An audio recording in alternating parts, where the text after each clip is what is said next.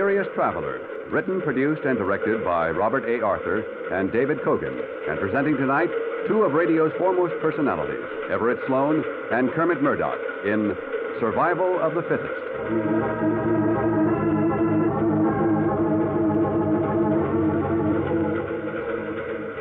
This is the Mysterious Traveler, inviting you to join me on another journey into the realm of the strange and the terrifying.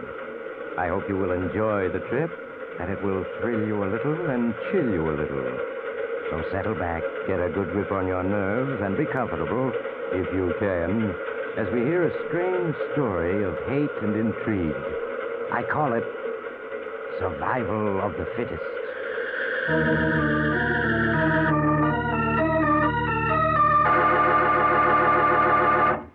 But first, a short message from the Ford dealers of America.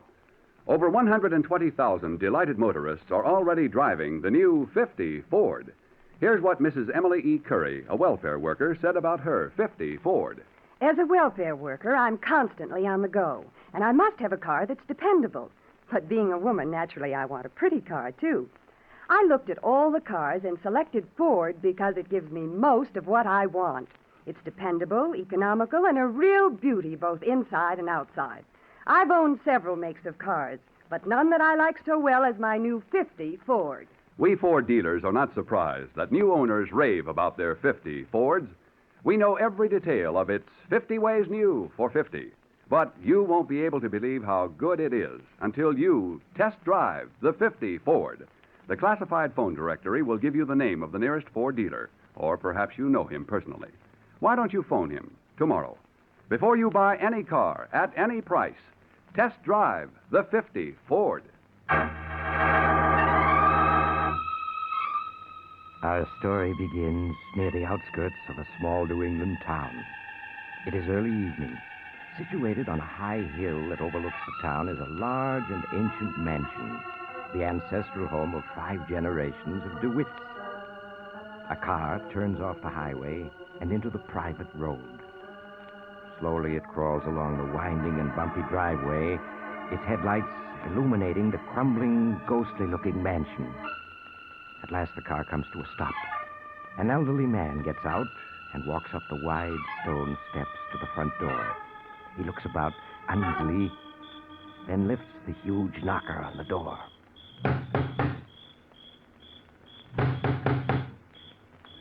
Skylar, open up. Let me in. Skylar, open up. Who's down there? It's Paul Adams. I must see you. Go away, you old vulture. I don't want to see you. Skylar, I'm your lawyer, and I demand that you let me in. No one set foot in this house. No one, do you hear? That includes you. I've got to talk to you. Now, you've got a great many legal matters to discuss. Just leave those legal papers on the front steps and get off my property. I'll look them over in my own good time, just like I've always done. But, Skylar, now, how can I... Don't argue, you old vulture. Just do as I say. All right, Skylar. I'm leaving the briefcase by the front door, and I'll look everything over. I'll be back tomorrow night to pick it up. I thought you'd see it my way. Now get off my property. You're trespassing.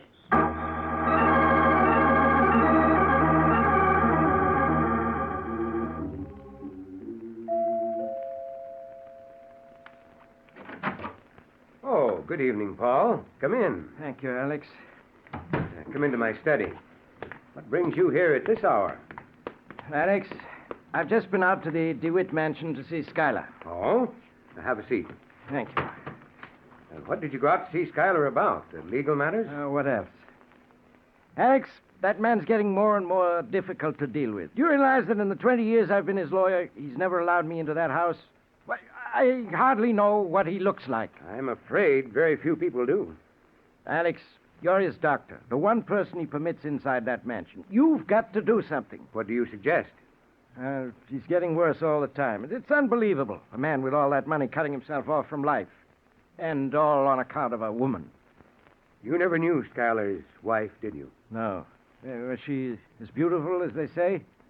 Words can't describe Christine's beauty. She was the most beautiful woman I've ever seen. And the cleverest as well. It sounds to me, Doctor, as though you'd been in love with her yourself. I was. I'll never forget the day that Christine ran off to Paris with Gordon DeWitt, Schuyler's brother. When Schuyler found her note, he was like a madman. Too bad. But both Christine and Gordon DeWitt are dead.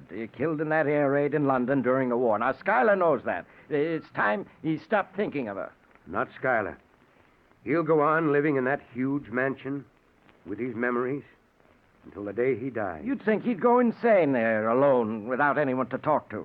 He isn't quite alone. He has 3 cats for company. Cats. You call that company? What does he do with himself? Well, for one thing, he reads a great deal. Yes. At this moment, he's probably sitting in his study, reading by oil light. There are books piled all over the place, with hardly space to walk. And the cats are in the study with him.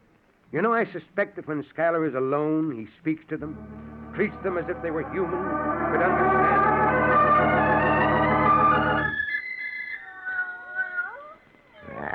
This book, Socrates, was written by a fool. Sheer nonsense, every word of it. Don't know why I wasted so much time on it. Well, enough of it.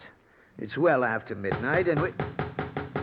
Oh, what infernal fool is at our door at this hour? It couldn't be Dr. Stevens. He's got more sense. Must be that lawyer of mine, Paul Adams, come back again. Don't know why I put up with that man.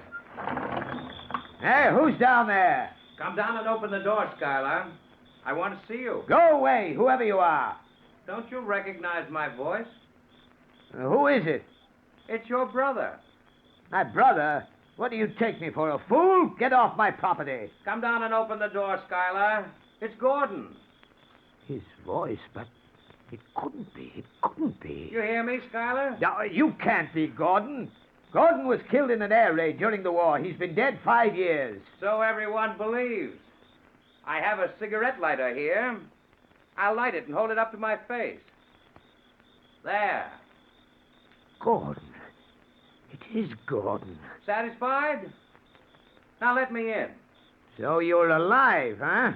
And you've come back. This is the last place in the world you should have returned to, Gordon. Perhaps. You coming down to let me in? Yes, Gordon. I'm coming down.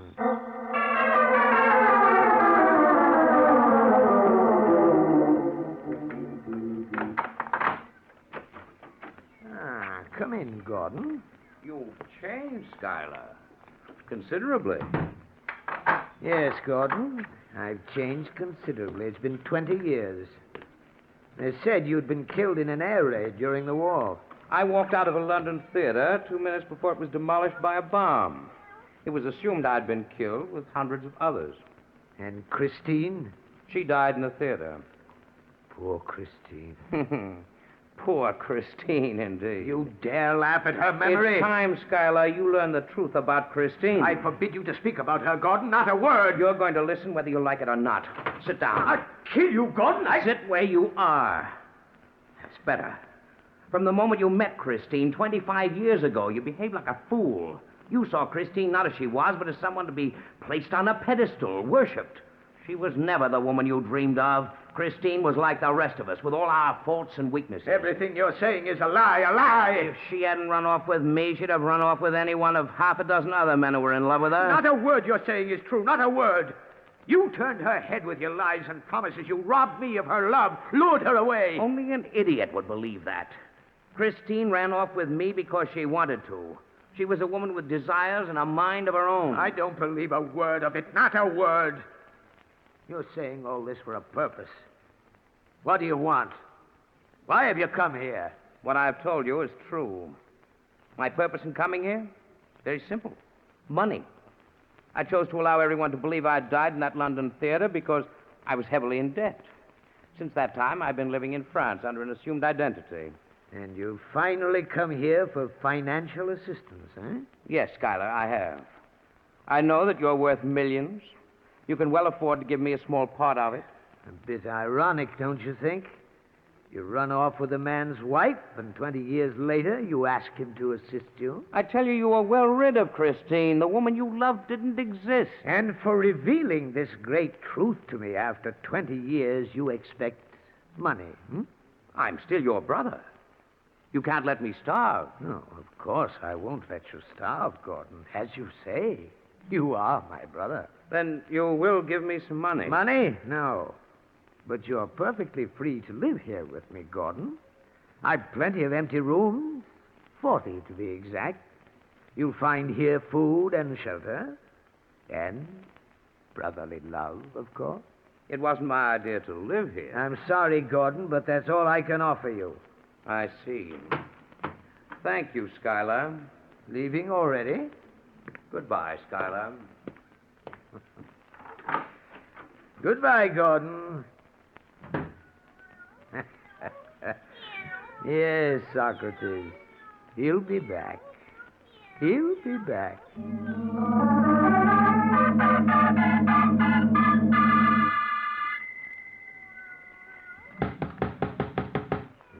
Someone at the front door. Must be Gordon. I knew he'd be back. Held out a week, but in the end, he came back. Yeah, who is it? Dr. Stevens.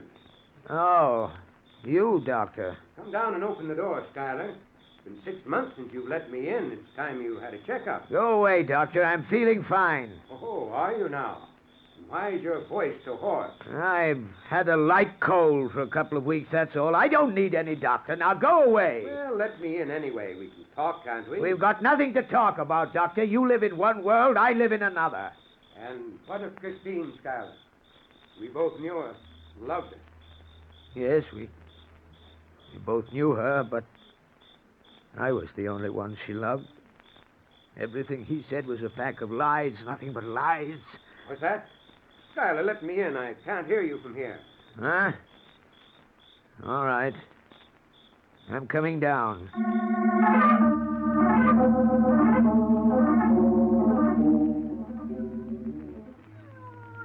Have a seat, Doctor. Thank you, Schuyler. You have the oil wicks down so low there's hardly any light. Light isn't necessary for talk, Doctor. No, I suppose it isn't. How have you been feeling, Schuyler? Do you have any chest pains? Sounds like a heavy cold to me. I told you I'm all right. Have you had any callers lately? Callers? I mean, has anyone shown up you haven't seen in years? Why, no. Why do you ask? I was just wondering. Gordon is back. Gordon is back? Yes. What are you talking about, Schuyler? Gordon is dead. No, he's alive. But you don't know what you're saying, Schuyler. He was killed in a London air raid during the war. No, you're wrong. Gordon walked out of that theater 2 minutes before it was bombed, leaving Christine behind. He told me so himself. Told you so himself? Yes, he showed up here a week ago, the same Gordon. 20 years older, a bit down at the heel, but as debonair as ever. And as skillful a liar, I might add. But he's dead, I tell you. Yes, that's what I thought, but he isn't. Trust Gordon to come out of an air raid alive. Schuyler, get a hold of yourself. You imagined it all. Imagined it all? Yes, you didn't see Gordon. It was all an hallucination. Hallucination? What are you trying to say? That I'm going mad? I tell you, he was here a week ago, sat in the same chair you're sitting in. How could he, Schuyler, when he's dead? But he isn't. Schuyler, listen. I was stationed in London during the war. Knew the medical officers whose job it was to treat the air raid wounded and identify the dead. What are you getting at? I spoke to the officer who identified Gordon and Christine. What? Yes. Both were horribly mutilated, of course. But Gordon was identified by his name bracelet, his ring, and watch. No. No, that couldn't be. It's true. I myself saw the bracelet, the ring, and watch. I recognized the ring. It was the one Gordon got on his 21st birthday. Gordon dead? Yes. But I saw him. I'd swear to it. Of course you would, Schuyler. Hallucinations are like that. So vivid, so lifelike that you would swear to them. Now listen to me, Schuyler. You know I'm your friend. Have been since we were children. I want you to listen to me very carefully.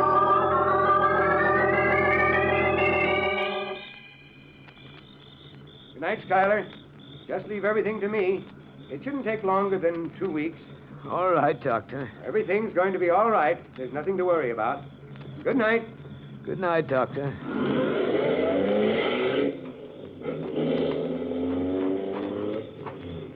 Good evening, Skylar. Wait. Hey, Gordon! That was Alex Stevens, wasn't it? I decided to wait till he left. You're dead. You're dead. What are you talking about? You must be. You've gone out of your mind? Here. Feel my hand. Is that a dead man's hand?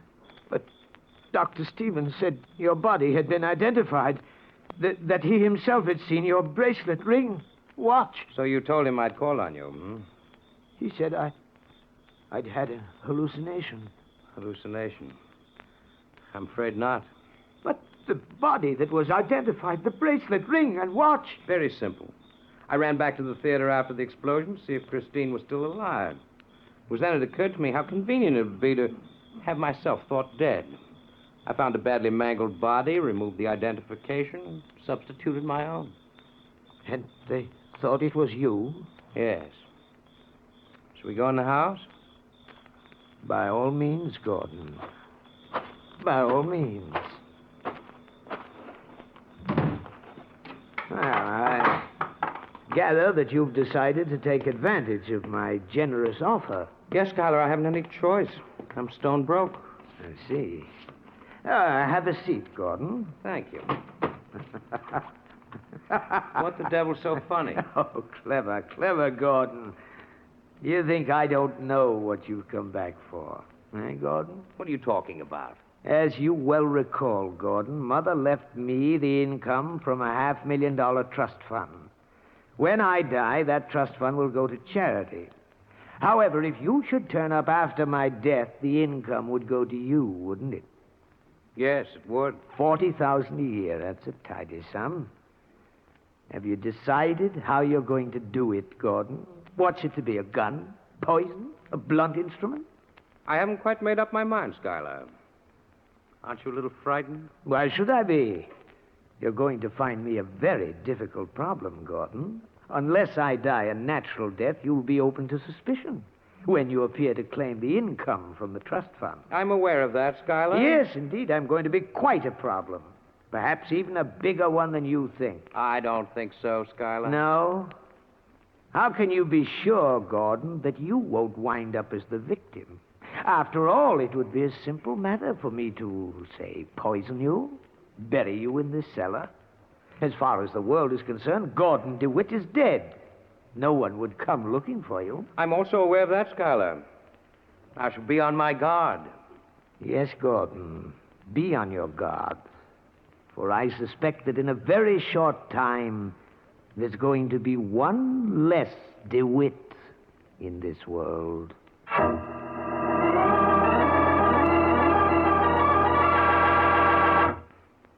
There's an old saying that seeing is believing.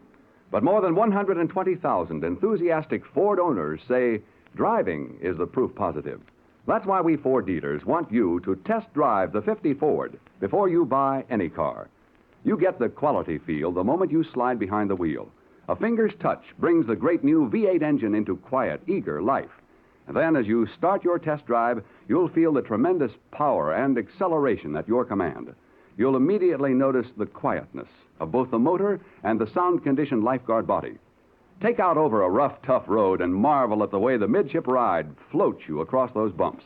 Test drive those 35% easier-acting king-size brakes. The lightest touch brings you to a safe, sure stop. Any Ford dealer will arrange a test drive. If you don't know him personally, he's listed in the classified phone book. Call him tomorrow. Before you buy any car at any price, test drive the 50 Ford. It will open your eyes. Now, back to Survival of the Fittest.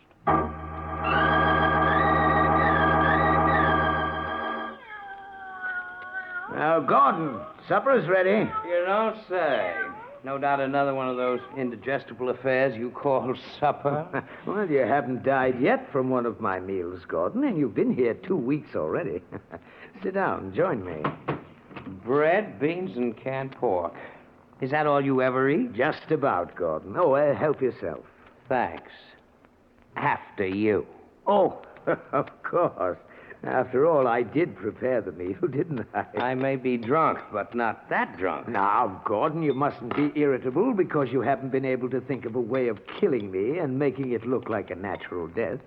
After all, I warned you that I would be a problem. Yes, but I'm no problem. No one knows I'm alive. No one knows I'm here. What are you waiting for? Afraid? Certainly not. It's just that I enjoy the situation. You want to draw this out the last moment, don't you? You think I'll break from the strain of being on constant guard. You're wrong, Schuyler. I won't. No? Then why have you taken to drink? And look at yourself. You haven't shaved since you set foot in this house. Drunk or sober, I'm a better man than you. We shall see, Gordon. We shall see. More beans? Aren't you afraid you may wait too long, Schuyler? I may try to kill you sooner than you believe. I think I shall sense the moment when you finally thought out a plan and decided to act. You will? Look, Schuyler, I'm picking up this bread knife. How do you know I'm not going to kill you now? You can't. You haven't thought out a plan yet. You're wrong. I've had a plan from the moment I entered this house 2 weeks ago. What? Yes, Schuyler. As for my drinking, that was an act. An act designed to give you a sense of security and to give me time. What do you mean? I've had time to observe you closely, hear the way you talk, learn your every mannerism. You couldn't get away with it. You couldn't. Why not, Schuyler? Only one person ever sets foot in this house, Dr. Stevens. He sees you rarely and only for a few minutes. The light is always dim. At best, you're a shadowy figure. He'd sense the difference. You'd be caught. No, Schuyler. There's a strong resemblance between you and me, and with this beard I'm growing, he'll never know the difference.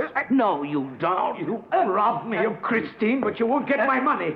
You won't get my money. I'll get it, as I've gotten everything I wanted. No, don't. You stab. Oh. You're dying, Schuyler. You hear? You've lost. They'll hang you for this, Gordon. They'll hang you. No, Schuyler. But when you die, I'll be Schuyler DeWitt. I'll bury you in the cellar, and that will be the end of it all. You'll never get away with it. But I will, Schuyler. And I want you to die knowing that. Your millions, Schuyler. They'll all be mine. No, you... Schuyler? Poor Schuyler. He never had a chance.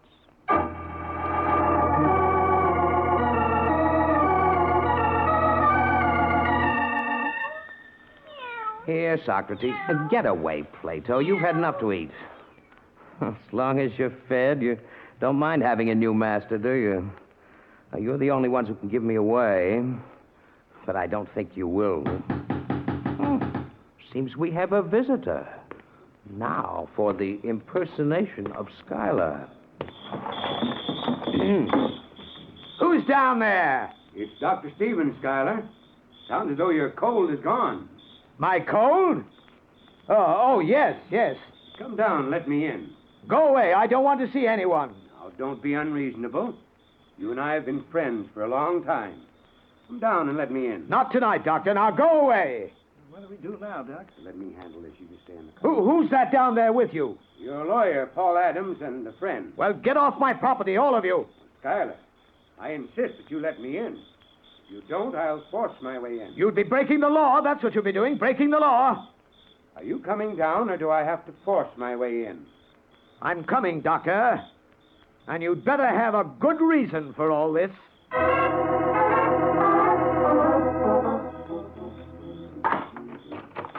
Well, what is the meaning of this, Doctor? Now, Schuyler, I told you I'd be back in a couple of weeks. Well, maybe you did, but that doesn't mean I have to see you. A man can change his mind, you know. Oh, so that's it. You've changed your mind. Well, yes. I'm afraid it's too late for that, Schuyler. What do you mean? Don't fence with me, Schuyler. I thought we'd gone over this already. Well, maybe we did, but I don't know. Believe me, Schuyler, it's for the best. Have you packed? Packed? I'm not going anywhere. I told you it's too late to change your mind. Now let me get a few of your things together. I'm not going. I'm staying here in my home. Schuyler, I'm your doctor. I know what's best for you. Don't compel me to use force. Force? Yes. This is my house, and if I want to stay here, I'll stay. Now get out. Are you forgetting this, Schuyler? What's that? You know very well what it is. These are the papers you signed the last time I was here. Papers? Yes. Committing yourself to an institution. Don't you remember? Institution? You don't remember. Which proves how right I was. First hallucinations, and now loss of memory. Come along, Schuyler. No. You can't put me in an institution.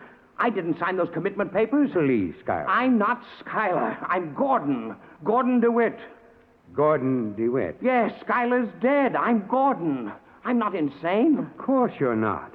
Now, come along. I tell you, I'm not Schuyler. Schuyler's dead. He's buried in the... Yes? Nothing. I guess you're right, Doctor. I am Schuyler DeWitt. I've got to be Schuyler DeWitt. I've got to be.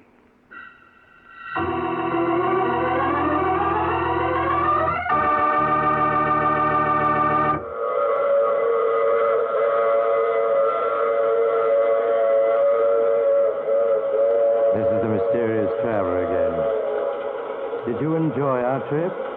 What happened to Gordon DeWitt? Or should I say, Schuyler DeWitt?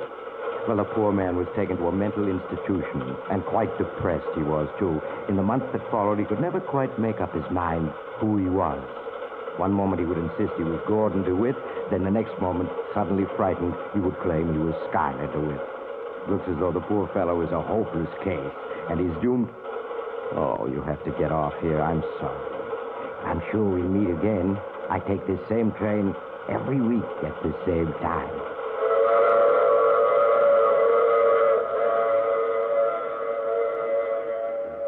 More than 120,000 delighted motorists are already driving the new 50 Ford. Here's what Charles Dahlgren, a contractor, said about his 50 Ford. Well, to make money in my contracting business, I must have equipment that's efficient and economical. And I get more of both for my 50 Ford than any other car I've ever driven. In my work, I've given my Ford a real beating, and it sure can take it. The big V8 Ford engine gives me power to spare, and our maintenance cost records show that this car is one of the most economical machines we have on the job. We Ford dealers know why owners are raving about their 1950 Fords. Their daily driving has proved that the 50 Ford has everything. But until you get behind the wheel yourself, you can't believe how good it is. Your Ford dealer will be delighted to arrange a test drive. You'll find him listed in the classified section of your phone book, or perhaps you know him personally. Phone him in the morning. Before you buy any car, at any price, test drive the 50 Ford. It will open your eyes. You have just heard The Mysterious Traveler, which is played by Maurice Tarplin. In the cast were Everett Sloan, Kermit Murdoch, and Cameron Prudhomme. Original music is composed and played by Al Finelli. This is Durward Kirby speaking, and this is the Mutual Broadcasting System.